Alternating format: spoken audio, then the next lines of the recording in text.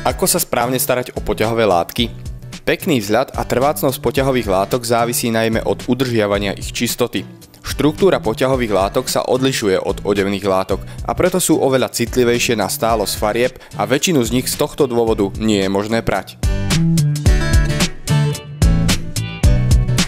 Takmer všetky interiérové textílie sú namáhané slnečným žiarením. Teplo slnečných lúčov ničí pevnosť vlákien používaných v poťahových látkach.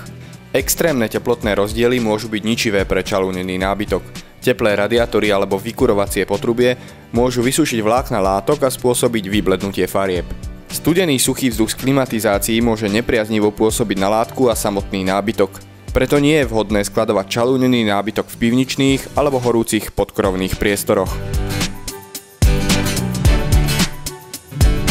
Prach a častice piesku sú abrazívne materiály a negatívne ovplyvňujú životnosť látky. Preto odporúčame pravidelné vysávanie čalúneného nábytku vhodnými nástavcami každý týždeň.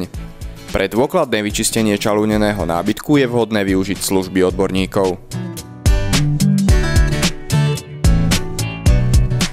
Extrémne potenie, kožný mas a kyselina mliečna, ktorá je súčasťou niektorých kozmetických prípravkov, môžu zničiť farebný pigment bavlnených vlákien a spôsobiť vyblednutie. Podobne citlivé však môžu byť aj rôzne syntetické vlákna, z ktorých sa súčasné poťahové látky vyrábajú. Zloženie a farebná stálosť látky sú dva faktory ovplyvňujúce možnosti odstraňovania nečistôt. Škvrny možno odstrániť vlhkou jemnou špongiou alebo utierkou z mikrovlákien. Rôzne handričky nie sú vhodným prostriedkom na čistenie, aby nedošlo k poškodeniu látky. Nikdy nepoužívajte horúcu vodu alebo paru. Väčšina čistiacich prostriedkov obsahuje alkalické látky, ktoré môžu negatívne vplývať na farebnú stálosť, prípadne pevnosť vlákien.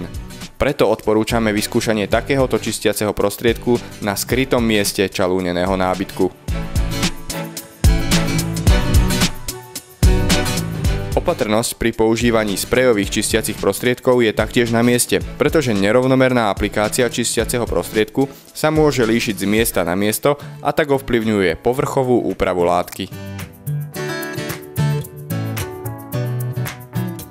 Aké zmeny vzhľadu sú počas používania bežné?